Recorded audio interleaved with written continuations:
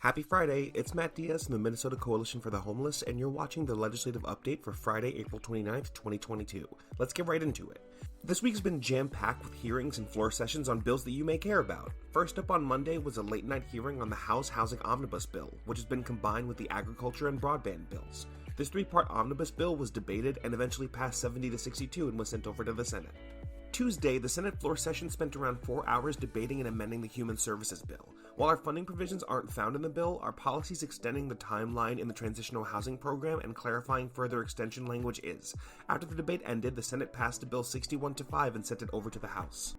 Wednesday was another big day of bill movement. First up was the HHS Omnibus Bill in the Ways and Means Committee, which includes the Division Report of Preventing Homelessness. Within this bill is $75 million of shelter capital funding, $50 million per biennium in funding for the Emergency Services Program, $5 million per biennium in transitional housing funding, and much more in programs like the Homeless Youth Act and Safe Harbor. The committee debated the bill and ended up passing it to the floor 15-11.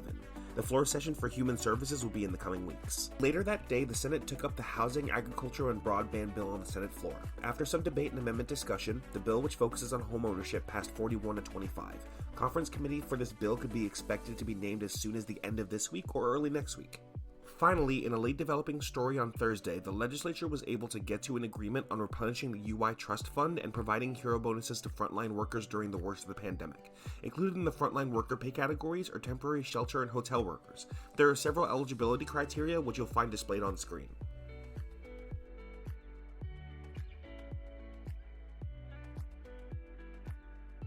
Once we know more about the implementation of how people can access their frontline worker checks, we'll provide more information.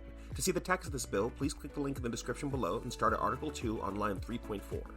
We also want to take a quick opportunity to shout out two recent mentions of MCH in the news. Brian Arola wrote a piece in the Mankato Free Press on the seasonal end date for Connection Shelter and the importance of funding the Emergency Services Program.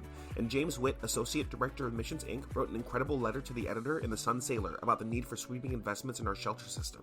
Links to everything we talked about today can be found in the description below, along with links to our Twitter, Instagram, and Facebook where you can stay up to date with everything happening during the final sprint of session.